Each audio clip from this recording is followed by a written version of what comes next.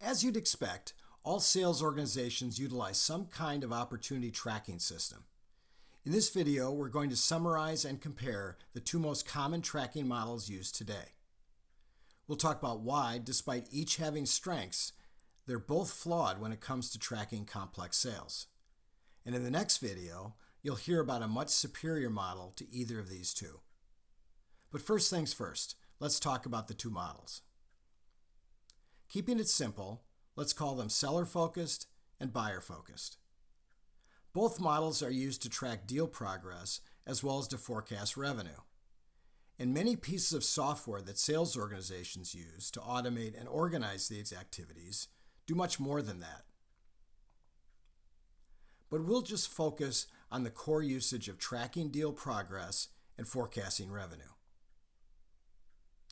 Seller-focused models track steps taken by the seller that they believe need to occur for a sale to happen.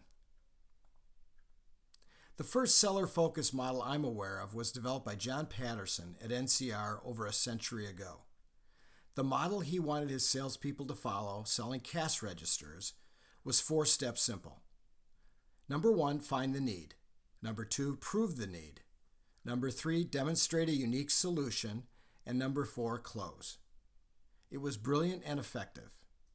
It gave each rep dispersed throughout the country with a recipe to follow to win more sales more consistently. Well, versions of this model are still used today.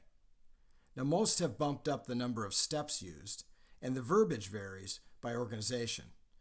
So instead, you might see terms like needs analysis, confirm budget, meet with technical buyer, deliver proposal, proof of concept, contract negotiation, and many others. 3 benefits of the seller-focused model are that 1, the steps are easy to learn and follow. 2, they force uniformity across the sales force. And 3, you, the salesperson, get to lead. So when do seller-focused models work the best? Well, they do when at least one of 3 conditions are present. Number 1, simple sales. When the sales problem is easy to identify, when the problem is simple, when the solution to their problem is simple, when there's few people involved in the decision process, that to me is a simple sale, and the seller-focused model works just fine. Number 2, when there's weak competition or really no other alternative solution than yours.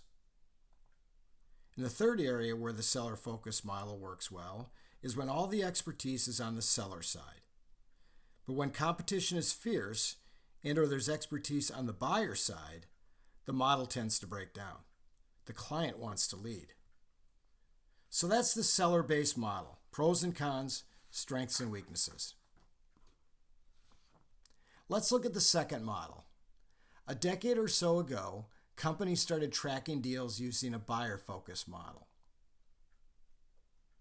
Selling organizations discovered that most savvy buying groups wanted to use their own defined process for making decisions, so it made the most sense to anticipate and follow their lead. These models track the steps buyers use to make their decision. Now, in a buyer-focused model, you might see steps like the following. Number 1, prospect recognizes the problem. Number 2, prospect defines economic consequences. Number 3, prospect commits funding. Number 4, prospect defines decision criteria. Number 5, prospect evaluates alternatives. And number 6, prospect selects vendor solution. There's a lot to like in using a buyer-focused model to track and forecast sales opportunities.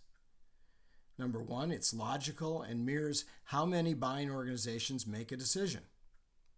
Number 2, it guides the salesperson to not do things that don't match where the buyer is.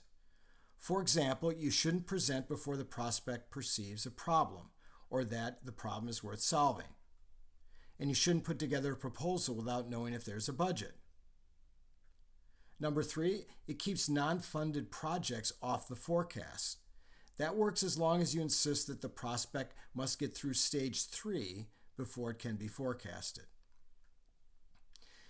The buyer focus model is a definite improvement over the sales focus model, especially with bigger, more complex opportunities.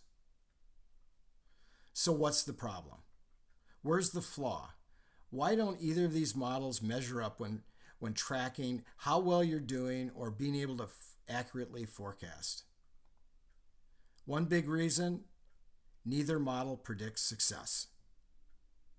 While a buyer-focused model does a pretty good job of predicting whether the prospect will make some kind of decision, it doesn't tell you that their decision will probably be you. When there's competition, the model doesn't tell you whether you're winning the deal is neck and neck, or you're just column fodder, meaning that you're a distant second or third choice with a slim to none chance of winning. It doesn't take into effect whether the deal is wired for your competitor or just a due diligence exercise to justify the status quo.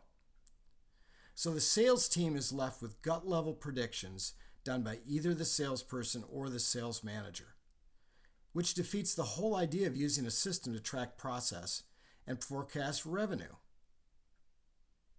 Sadly, gut-level predictions still play a big part in the forecasting done by most sales organizations today. Thankfully, there's a better way, one that's based on buyer actions, but the kind of actions that are more predictive of a win for us. And you'll find it in the next video called The Most Effective Way to Measure Progress in the Complex Sale.